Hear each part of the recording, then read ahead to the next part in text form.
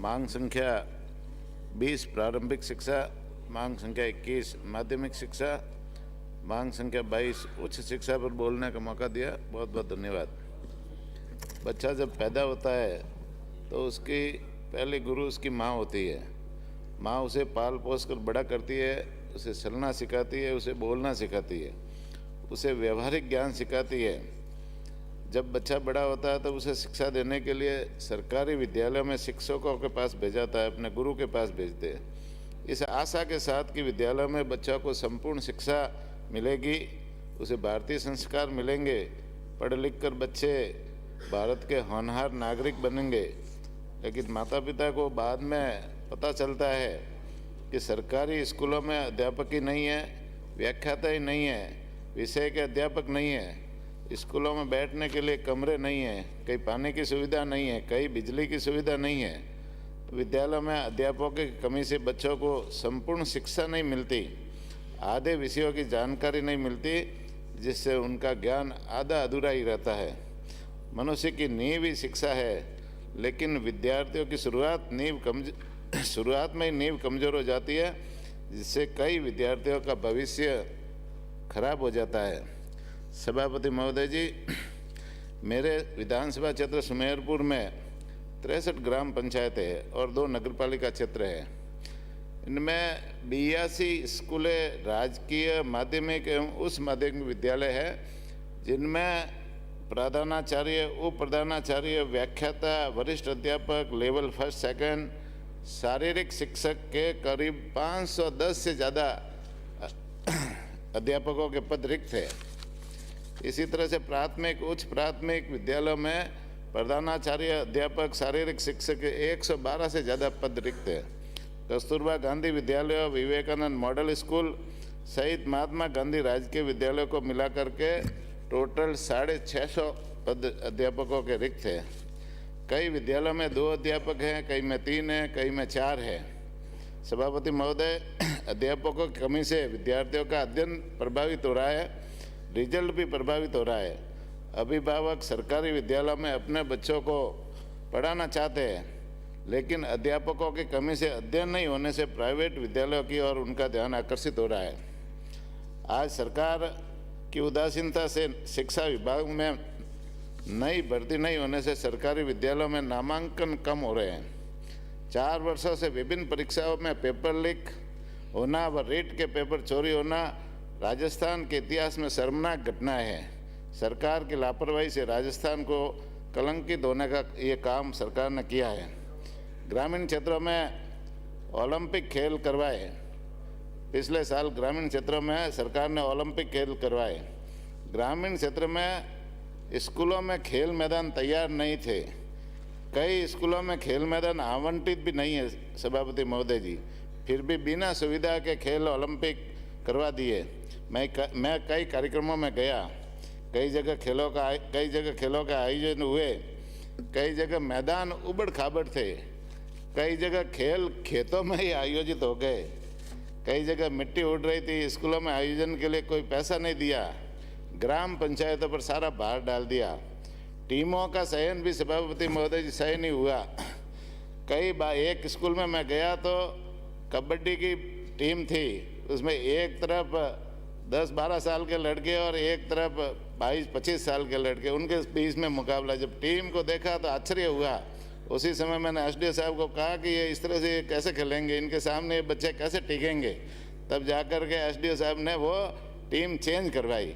तो इस तरह से ओलंपिक खेलों में भी खूब सारी लापरवाही, बिना तैयारी के ये ओलंपिक खेल सरकार ने करवाए, जिसका नतीजा ये हुआ कि सारी ओलंपिक में जब आवेदन किए, सारी ओलंपिक खेलों की शुरुआत सरकार करनी चाहिए और उस समय आवेदन ही नहीं आए, तो आखिर सरकार को वो सारी ओलंपिक खेल भी रद्द करने पड़े। सरकार से आग्रह करूंगा कि अगले साल ग्रामीण ओलंपिक खेल से पूर्व सभी विद्यालयों में खेल मैदान आवंटित करवाकर खेल मैदान विकसित करवाए व खेलों में प्रतिभाओं को आगे बढ़ाने के लिए विद्यालयों में खेल सामग्री भी सरकारी स्तर पर उपलब्ध करवाने की व्यवस्था सरकार कराए। सुमेरपुर में 5 वर्ष पूर्व सभापति महोदय जी कॉलेज स्वीकृत हुआ था और कॉलेज के लिए फर्स्ट फेज में 6 करोड़ की राशि स्वीकृत हुई थी। 5 वर्ष हो गए लेकिन अभी तक वो भवन पूरा नहीं हुआ है। आज भी वो कॉलेज एक विद्यालय के कमरों में चल रहा है। तो मैं सभापति महोदय जी, आपके मार्फत मंत्री जी से आग्रह करना चाहूँगा, निवेदन करना चाहूँगा कि उस भवन को शीघ्र पूरा कराए और शीघ्र पूरा करा करके जो कॉलेज की बिल्डिंग, कॉलेज दूसरी जगह संचालित है, उसे नई बिल्डिंग में संचालित करने के लिए स्थापित किया जाए। इसी तरह से जो सेकेंड फेज़ के लिए जो राशि जारी होनी थी वो राशि भी जारी नहीं हुई है। सभापति महोदय जी, मैं निवेदन करना चाहूँगा कि सेकंड फेज़ के लिए भी राशि जारी करावें। सुमेरपुर कॉलेज की जो शैक्षणिक व्यवस्था की बात करें तो शैक्षणिक जितना भी पद है वो आधे पद रिक्त है और अशैक्षणिक के सारे पद रिक्त है। तो कॉलेज की व्यवस्था सही रूप से संचालित करने के लिए इन पदों को भरने की भी आवश्यकता है।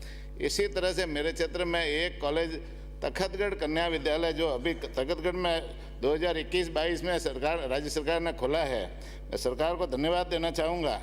लेकिन इसके साथ साथ मैं आपके संज्ञान में ये बात भी लाना चाहूँगा कि उस कॉलेज में 19 महीने हो गए लेकिन 19 महीनों में एक भी वहाँ शैक्षणिक और अशैक्षणिक पद भरा नहीं है। सारे के सारे पद 100% पद रिक्त है। तो वो कन्या विद्यालय कैसे चलेगा वो तो आप भी जानते हो।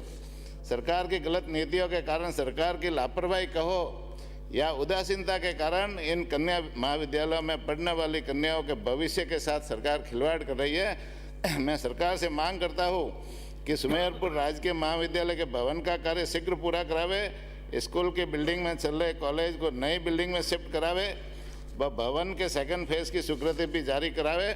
साथ ही सुमेरपुर व तखतगढ़ की कॉलेजों में सारे रिक्त पद व शैक्षणिक व अशैक्षणिक पद शीघ्र भरने की व्यवस्था करावे, जिससे विद्यार्थियों को सुचारू रूप से अध्ययन हो सके और कॉलेज की व्यवस्था भी सुचारू रूप से चल सके। भारत सरकार की नई शिक्षा नीति के तहत आपने राजस्थान की सभी राजकीय माध्यमिक विद्यालयों को उच्च माध्यमिक विद्यालयों में क्रमोन्नत तो कर दिया, लेकिन क्रमोन्नत विद्यालयों में सभापति महोदय जी व्याख्याता एक भी नहीं लगाया, जिससे 11वीं व 12वीं कक्षा के विद्यार्थियों को कौन पढ़ाएगा।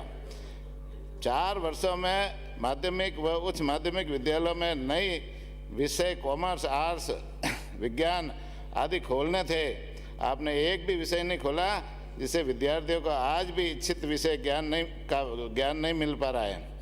विद्यालय क्रमोन्नत के बाद विद्यालयों में कक्षों की कमी हो रही है, लेकिन कक्षों की कमी भी राज्य सरकार ने अभी पूर्ति नहीं की है।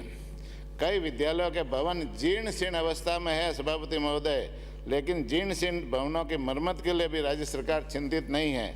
मैं सरकार से आपके मार्फत निवेदन करना चाहूँगा, मांग करता हूँ कि इन क्रमोन्नत विद्यालयों में व्याख्याता लगाए, क्रमोन्नत विद्यालय में नए विज्ञान विषय, कॉमर्स, आर्ट्स आदि विषय खोले जाए और कक्षों की स्वीकृति भी दे व क्षतिग्रस्त भवनों को भी रिपेयरिंग करने की व्यवस्था सरकार कराए। सभापति महोदय जी 2 मिनट समाप्त करें। 2 मिनट में सभापति महोदय जी, मेरे विधानसभा क्षेत्र में कई ऐसे गांव हैं जहां की बच्चियां पढ़ना चाहती है, लेकिन वहाँ समुचित शिक्षण व्यवस्था नहीं होने से, वहाँ 12वीं तक स्कूलें नहीं होने से वो स्कूलें छोड़ करके घर बैठी है। तो मैं सभापति महोदय जी, मैं अमुक जो गांव है उनमें निवेदन करना चाहूँगा कि वहाँ जो उच्च प्राथमिक विद्यालय, उन उच्च प्राथमिक विद्यालयों को उच्च माध्यमिक विद्यालय में मंत्री जी से निवेदन करना चाहूँ कि वो क्रमबद्ध करावे।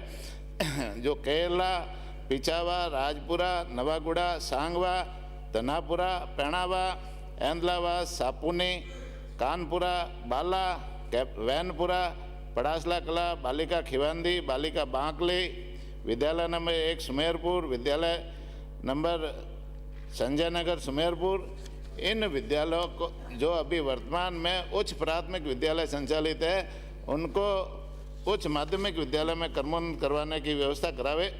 सभापति महोदय जी, मेरे क्षेत्र में 5 विद्यालय ऐसे हैं जो पिछले साल इनको जैसे समायोजन कर लिया था, लेकिन अभी वो जो प्राथमिक विद्यालय बहुत दूर संचालित है, वहाँ पर जो छोटे छोटे बच्चे उन विद्यालयों में नहीं जा पा रहे हैं, तो उन विद्यालयों को वापस अलग करने की व्यवस्था करावे। राजकीय उच्च प्राथमिक विद्यालय हाउसिंग बोर्ड में चल रहा है, उसे वापस संजय नगर में शामिल कर दिया, उसे भी अलग करने की व्यवस्था करावे। राजकीय उच्च प्राथमिक विद्यालय पालड़ी जोड़, जिसे माध्यमिक विद्यालय में समायोजित किया है, उसे वापस अलग करने की व्यवस्था करावे। राजकीय प्राथमिक विद्यालय भोपाल सिंह की ढाणी खिमाड़ा जो अलग संचालित है, उसे वापस अलग कराने की व्यवस्था करावे। राजकीय प्राथमिक विद्यालय बलाना और सांडेराव को भी वापस अलग करवाने की व्यवस्था करावे। बहुत बहुत धन्यवाद। जय हिंद, जय भारत।